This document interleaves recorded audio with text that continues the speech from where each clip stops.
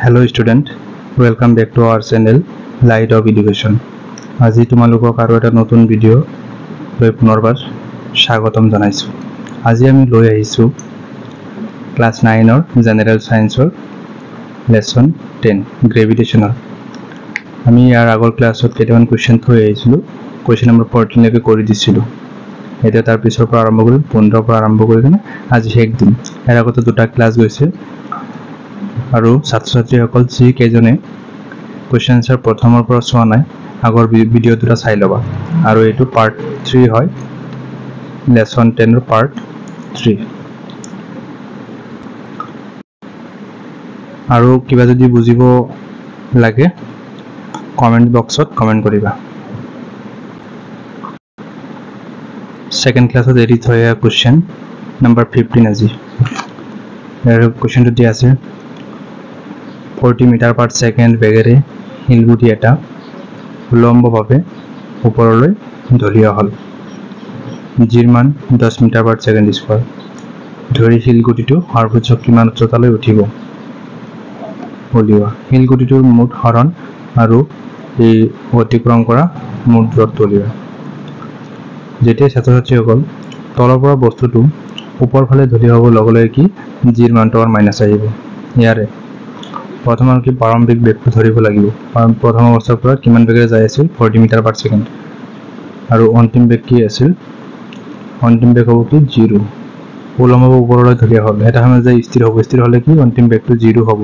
আৰু ত্বৰণ 10 metre per second square minus কিহৰ কাৰণে আহে, তলৰ পৰা ওপৰলৈ দিয়াৰ কাৰণে ত্বৰণটো মাইনাস হ'ল। এটাকে আমাৰ ওলাব দিছে সৰ্বোচ্চ উচ্চতা, মানে কিমান উচ্চতালৈ উঠিব সেইটো ওলাব গ'লে সেইটো আছিল S2 ওলাব লাগিব।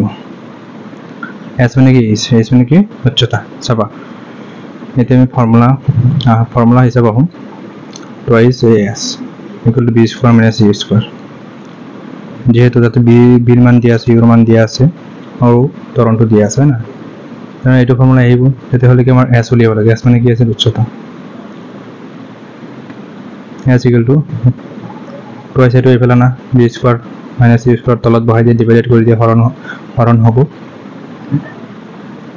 equal to B square মান আছিল 0 আৰু ইউৰ মান কিমান আছিল 40, লগত স্কয়াৰ লগাই দিয়ে 2 ইনটু এৰ মান কিমান আছিল ত্বৰণটো -10।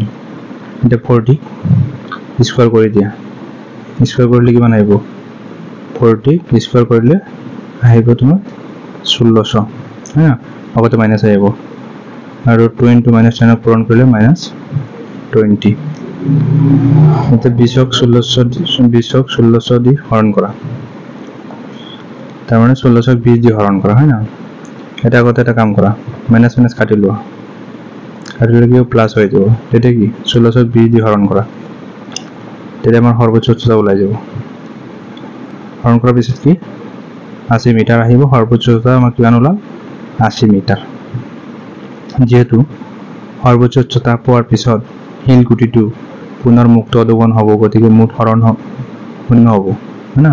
আকৌ মুক্তভাৱে তললৈ নামি আহিব, সেইকাৰণে কি মুঠ হৰণ 0 হ'ব, একে ঠাইতে আহি পৰিব। অতিক্ৰম কৰা মুঠ দূৰত্ব কিমান, যাওঁতে কিমান লাগিছে 80 মিটাৰ, যাওঁতে কিমান দূৰ 80 মিটাৰ, আৰু আহিতে সেই একেই হ'ব।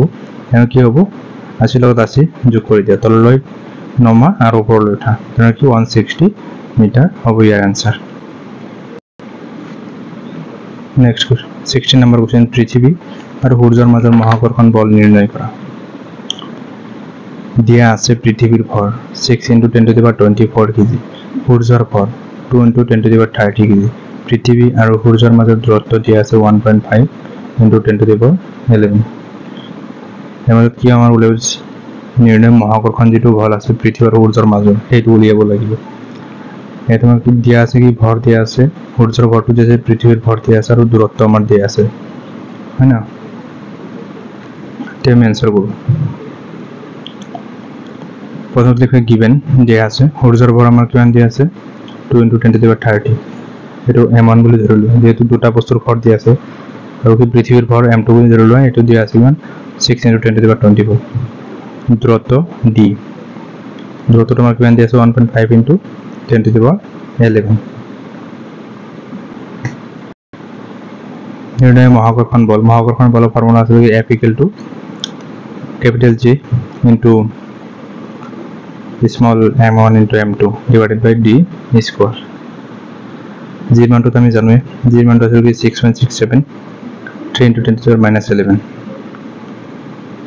into m1 এর মান কিমান দিয়েছে 2 into 10 to the power 30 into m2 এর মান কিমান দিয়েছে 6 into 10 to the power 24 তলত d এর মানটো বহাই দিয়ে 1.5 into 10 to the power 11 লগত স্কয়ার টু দি দিয়ে এতিয়া নেক্সট লাইনত আহা এটা কাম কৰিবা পাৱাৰ কাটা এটা সাইডত ৰাখিবা আৰু 10ক কমন লবা কমন লাগি এটা বনাই দিবা এতিয়া মাইনাস 6.67 টু ৰাখা ইনটু ইফালে 10 ৰ লগত 2 পূৰণ 2 টু আনা আৰু 10 ৰ লগত কিমান পূৰণ হৈ আছে 6 আনা আৰু 10 তিনটা মিলিকে এটা কমন লোৱা আৰু ওপৰৰ পাৱাৰ কাটা এটাৰ ওপৰত বহাই দিয়া 10 ৰ ওপৰত বহাই দিয়া প্ৰথমতে কি মাইনাস 11 তাৰপিছত প্লাস 30 তাৰপিছত প্লাস 24 নেক্সট লাইনটো হ'ব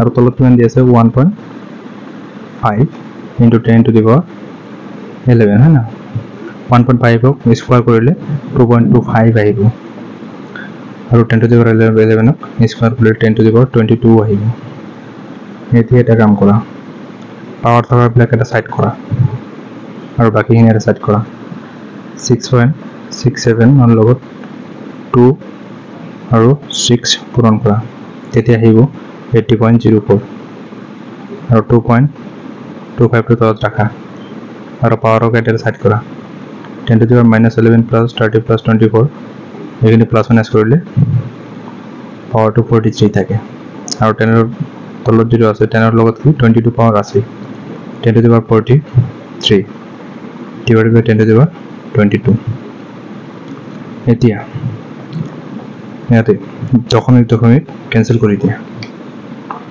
দশমিক ক্যান্সেল কৰি দিয়াতে লগলে আমাৰ আহি যাব 8004 আৰু তলত থাকিব 225 into 10 to the power 22 ওপৰত লৈ যোৱাৰ পিছত 43 পৰা minus 22 মাইনাস কৰি দিয়া 8004 225 দি হৰণ কৰা 35.57 আহিব আৰু 10 to the power 43 minus 22 43 পৰা minus 22 কৰিলে 21 থাকে আৰু এনসাৰটো হ'ব 3.557 into 10 to the power minus 22 যদি আৰু এক ঘৰৰ আগত আমি দশমিক দিও লগলে কি হ'ব এফালে পাৱাৰটো বাঢ়ি যাব আৰু মাইনাসত থাকিব না এক ঘৰ আগত তেতিয়াহলে কি হ'ব নিউটনত উলিয়াব গলে এক ঘৰ আগত যদি আমি দশমিক বহাই দিও আৰু এফালে পাৱাৰ আটাকি মাইনাসত থাকিব 3.557 into 10 to the minus 22 newton 17 number question 100 metre উচ্চতাৰ স্তম্ভ এটাৰ পৰা হিলগুটি এটা পৰিবলৈ দিয়া হ'ল আৰু একে সময়তে অন্য এটা হিলগুটি 25 মিটাৰ পাৰ সেকেন্ড বেগেৰে উলম্বভাৱে ওপৰলৈ দলিয়া হ'ল কেতিয়া আৰু কত হিলগুটি দুটা ভেটাভেটি হ'ব এতে প্ৰথমত ধৰি ল'ব লাগিব প্ৰথম কি টি সময়ত ভূমিৰ পৰা ভূমিটো আমাৰ দিয়া নাই উচ্চতা কিমান উচ্চতা হিলগুটিটা দলিয়া হৈছে 100 মিটাৰ এইটো আমাৰ দিয়া আছে কিন্তু ভূমিৰ পৰা যদি সেইটো দিয়া নাই হ্যাঁ তাহলে ভূমিৰ পৰা 1 মিটাৰ উচ্চতাত হিলগুটি দুটা ভেটাভেটি হ'ব টি সময়ত 100 মিটাৰ উচ্চতাৰ পৰা তললৈ পৰা হিলগুটি অতিক্ৰম কৰা দূৰত্ব হ'ব s1 বুলি ধৰি লবা দূৰত্বটো 100 minus x যেহেতু ভূমিৰ যেটো দূৰত্বটো দিয়া নাই সেইটো আমাৰ s2 বুলি ধৰি ল'ব লাগিব দুটা বস্তু ভূমি আৰু উচ্চতা মানে কিমান ওপৰত দিয়া হৈছে এই দুটা বস্তু প্ৰথমত কি s1 থাকিব 100 minus x ডায়াগ্ৰাম ৰাখি দিছো এইফালে আৰু উলম্বভাৱে ওপৰলৈ যেতিয়া তলৰ পৰা ধলিয়া বা হিলগুটি তেতিয়া ইয়াৰ অতিক্ৰম দূৰত্ব কিমান হ'ব s2 equal to x যেটো মান দিয়া নাই ধৰি লোৱা হৈছে x মিটাৰ আছিল এতেকে তললৈ পৰা হিলগুটিটোৰ বাবে দূৰত্বটো কিমান হ'ব s1 ইকুয়াল টু u1 যেহেতু প্রথমটো উলিয়াব লাগিব দূরত্ব দুটা আছে এটা আছে s1 100 - x দিয়ে আছে আর s2 মান আছে x ut plus half at square are u1 এর লগত u1 লগত আছে মানে কি দুটা বস্তু আছে দুটার দূরত্ব উলিয়াব লাগিব এই কারণে আর এটা আছে কি পারমাণবিক বেগটো দিয়া নাছিল এটো 0 হ'ব এতে s1 এর মান আছে কি 100 - x equal to u1 এর মান 0 এর মান দিয়া নাই প্লাস হাফ ইনটু এর মান দিয়া আছে 10 মানে যেটো তরণটো মান দিয়া নাই এটা ধৰি লব লাগিব 10 into t square 100 - x 100 - x equal to 5t square 5 to table রাখা মানে 2 দি দশক কাটা হল মানে কেনেকি দেখাইছো এই 2 দি দশক 5 বার কাটা হইছে হ্যাঁ এই 5 এর লগত t স্কয়ার পূরণ কৰিলে কিমান হ'ব 5t স্কয়াৰ আৰ 0 এৰ লগত t পূৰণ কৰিলে তো এই 0 হ'ব এদিও 100 - x equal to 5t square এটা কি উপৰলৈ যোৱা হিল গুটিটোৰ ভাবে মানে দ্বিতীয় যেটো s2 ধৰি লোৱা হৈছিল s equal to u2 into t plus half at square s2 মান দিয়া আছিল x হয় না আৰু u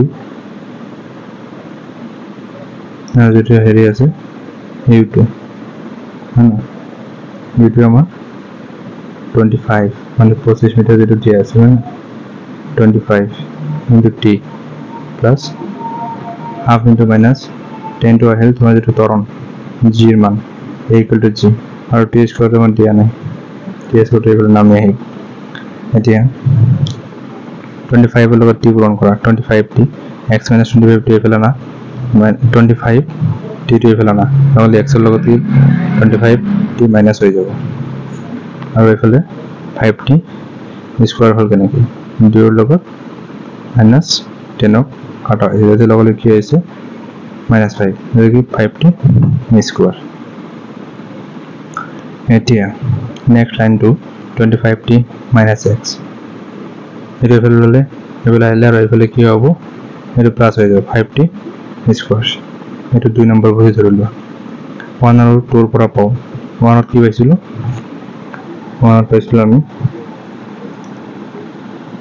100 - x है ना আর 2 পাইছো কি 25t - x এটা তো মানে কও পারিবা যে এক নম্বরত 5t স্কয়ার দিয়া আছে আর 2 নম্বরত 5t স্কয়ার দিয়া আছে হয় না এটাকে আমি ক্যান্সেল করে দিছি আগতে ক্যান্সেল করার লগে লগে 5t square to 5t square আহা নাই হয় না সবাই এটা তার পিছত 25t - x এফেলান আর 100 - x এফেললো তার পিছত 25t x লাগে এফেলানা তার পিছত কি হবে 25 টা খুলে থাকিব এফেলান নিগিলেও কি হবে 100 - x প্লাস x হয় না x कैंसिल कर दिया x कैंसिल कर दिया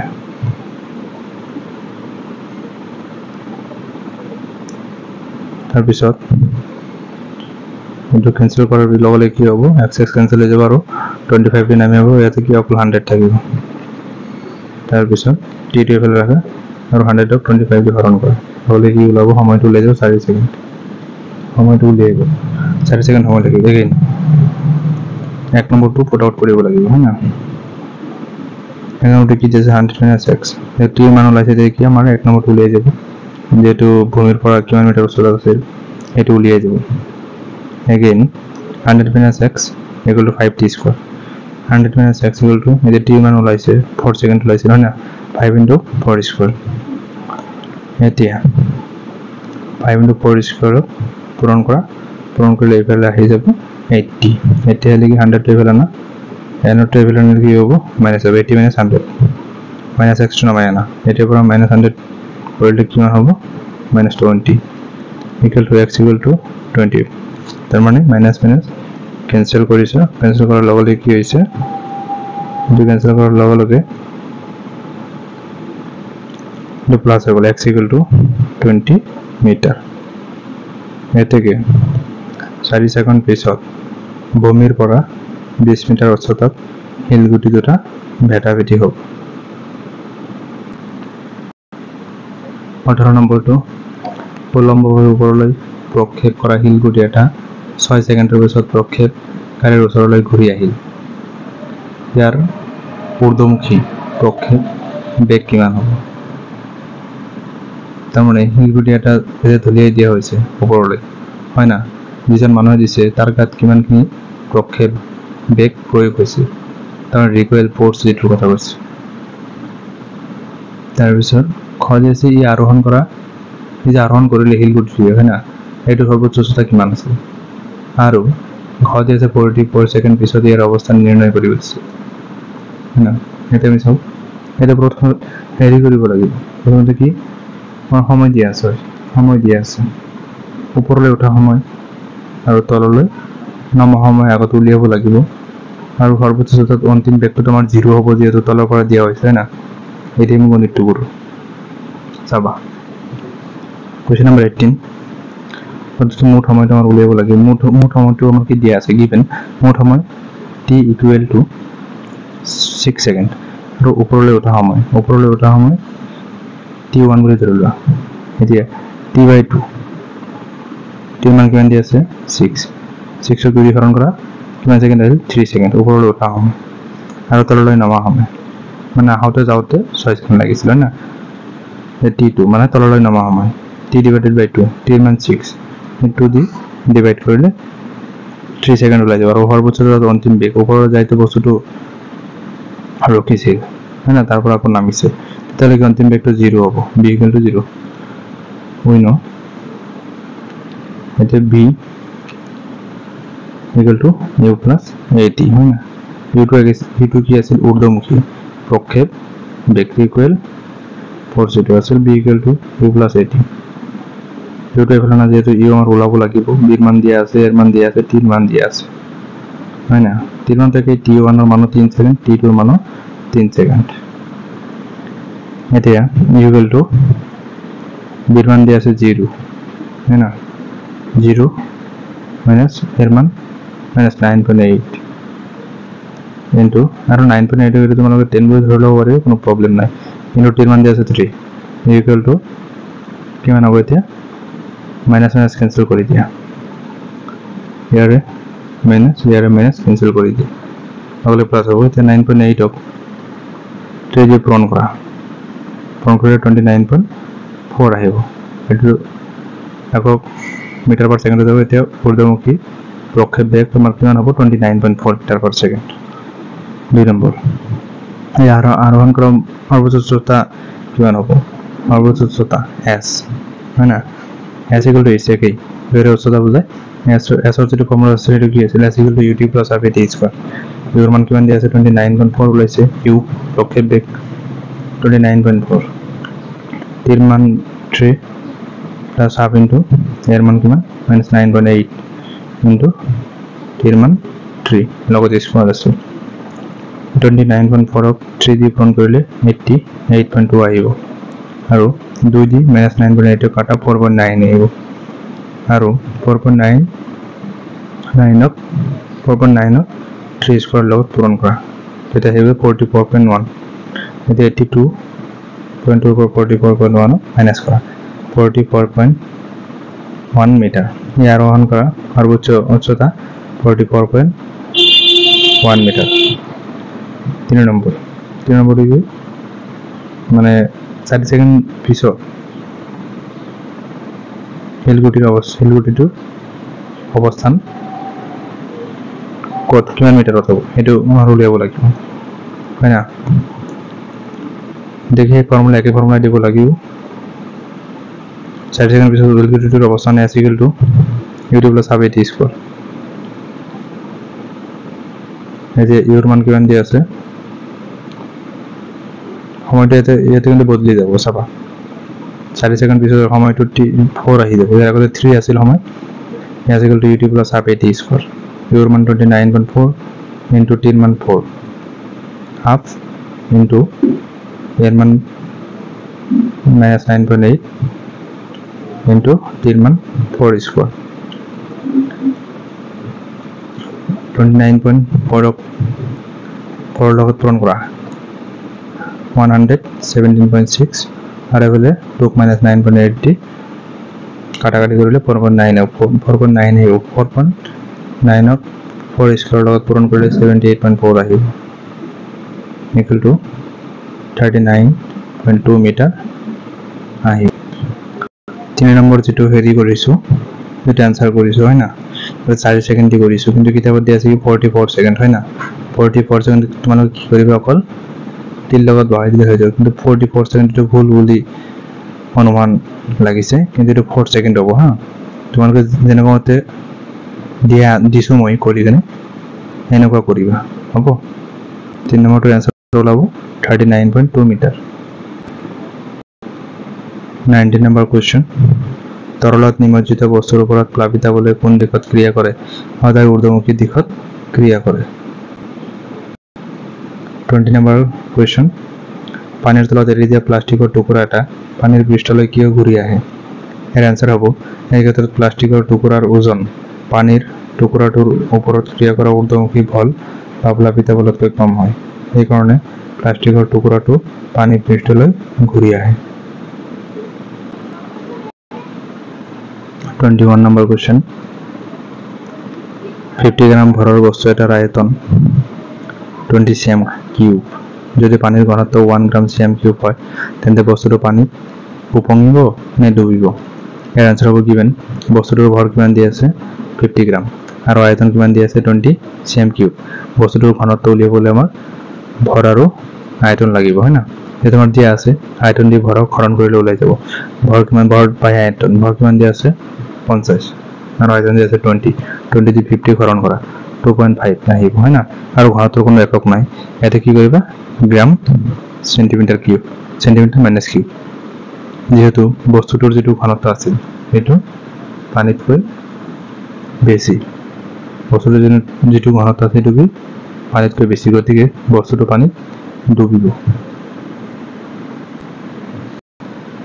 22 নম্বৰ কোৱেশ্চন 500 গ্ৰাম ভৰৰ বন্ধ পেকেট এটাৰ আয়তন 350 cm কিউব পানীৰ ঘনত্ব 1 গ্ৰাম cm কিউব হলে পেকেটটো পানীত উপঙিব নে ডুবিব পেকেটটোৱে অপসাৰিত কৰা পানীৰ ভৰ কিমান হ'ব ইয়াৰ আনসাৰ হ'ব গিভেন দিয়া আছে পেকেটৰ ভৰ কিমান দিয়া আছে 500 গ্ৰাম 500 গ্ৰাম পেকেটৰ আয়তন 350 cm কিউব পেকেটৰ ঘনত্ব ভৰ বাই আয়তন মানে ঘনত্ব লেভেললৈকে ভৰ লাগিব আয়তন লাগিব ভৰ দিছে 500 গ্ৰাম আয়তন দিছে 350 এটো হৰণ কৰিলে আহিব 1.43 gram centimetre cube centimetre minus cube যেহেতু পেকেটৰ ঘনত্ব